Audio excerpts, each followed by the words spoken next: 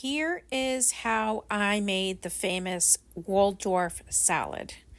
So I started out yesterday cutting up some chicken breasts, and I just trimmed the fat off the edges,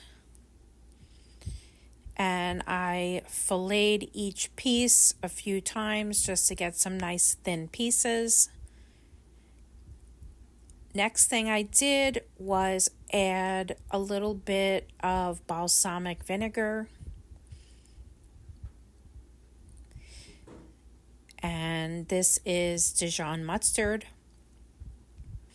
We don't really need to measure here. I think it was about 2/3 cup of balsamic, about 2 teaspoons or tablespoons of the Dijon mustard, and I added whatever was left in my honey jar, and this is olive oil that I just drizzled all around,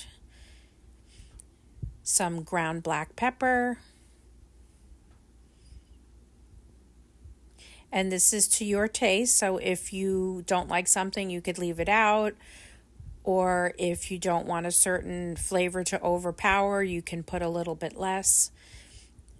This is garlic. I took about 4 cloves and just cut them up and stuck them in for flavor. We're not really going to be eating that garlic, it's just to flavor the chicken. So I put this in the fridge, and now this is today, so one day later. And I have my George Foreman grill, and I just took half of the pieces and stuck them on. This morning when I woke up, I actually gave the container with the marinating chicken a little shake just to make sure everything was getting evenly coated. And I just stuck this on the grill, and I had to do 2 batches because it all wouldn't fit at once.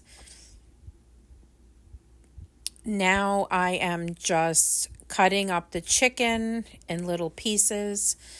When I took it off the Foreman grill, I actually used a meat thermometer just to make sure it was cooked all the way through. If it's about 180 degrees, you know that it is definitely cooked all the way through. So it's safe to eat. This step is optional, but I love honey. So after I cut up the chicken, I decided that I would add a little bit of honey to hold the moisture into the chicken and just coat it and glaze it. And I shook it up and I stuck it back in the fridge for a little bit while I worked on the salad. This is Boston lettuce. Sometimes it's actually labeled as butter lettuce. And I usually prefer this over other types of lettuce. It's absolutely delicious. I get it at a supermarket that specializes in their produce section. So I just ripped it and cut it, and I threw it in the salad spinner, and I washed it in batches. And then I stuck it into the bowl where we're going to put the salad. Normally, I put a couple paper towels in the bottom of the bowl because I am hoping to get a few lunches or dinners out of this, and I don't want it to get all soggy. So usually the paper towels help it last a little longer. So in the bottom of my bowl, I put those paper towels, and then I switched over to this lettuce. It's red leaf lettuce. And this is also like so buttery and just a great lettuce. So I took the 2 different types and I just mixed them on up and stuck that to the side. And now we are going to start slicing up the celery. So some background information on the Waldorf salad. The first Waldorf salad was created in 1893 at the famous Waldorf Astoria Hotel in New York City. And the one that was the original Waldorf salad, it had apples and walnuts and grapes and celery and lettuce.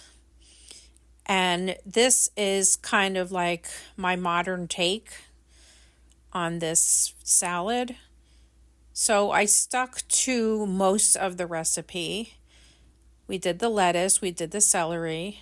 Now we're doing green apples. And I just washed them first. I used 2 apples in this recipe and took the skin off, and I kind of like diced them up and threw them in. So usually I can't leave well enough alone. So the recipe did not call for cherry tomatoes, but I had this and I wanted to just throw them in for some color. So I added these cherry tomatoes and I just washed them, dried them off in that towel, and stuck them in. Now we are back to the original recipe. These are red seeded grapes. And I just washed them, tried to dry them as best I could, and took them off the vine and threw them in. And I had this green pepper already. This wasn't in the recipe either, but I always have to make everything extra. So I stuck this in. And I just fixed it how I usually do. I cut the top and the bottom and try to get whatever I can get off of the pepper. And then I take the ribs and the seeds and discard that. And I slice this up nice and thin. And then added this on into the salad. And I had this Kirby cucumber, so I figured I would add this in. This is usually my downfall. I usually have to make everything extra. I never follow the directions. So I added in my Kirby. And the recipe that I was looking at called for blue cheese. I'm sort of a fan of blue cheese, but not really. If there's like the tiniest amount, I'll eat it, but I'm not really the biggest fan. So I decided to switch over to cubed up Swiss cheese. And then I set the whole salad aside and I worked on the dressing.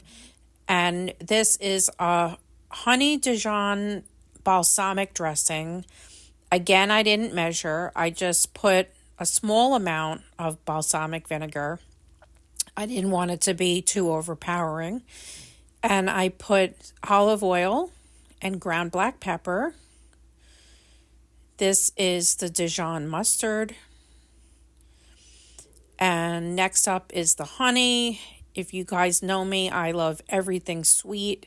So I put tons of honey. I almost think if the salad only had honey on it, I'd be perfectly happy. If you make this recipe, you can put as little or as much as any of those ingredients. And here I am plating up the salad. So I took a few scoops of the salad and a few scoops of that chicken that we worked so hard on marinating and grilling. And the recipe called for walnuts, but I like pecans, so I threw that in. And then I added some of our dressing. I'd love to hear from you guys if you try this. Also, leave in the comments, what's your favorite salad? What do you put in it? Maybe I could possibly make a video out of that. So here it is. This would be perfect to meal prep for the week for lunches or dinners. Happy cooking!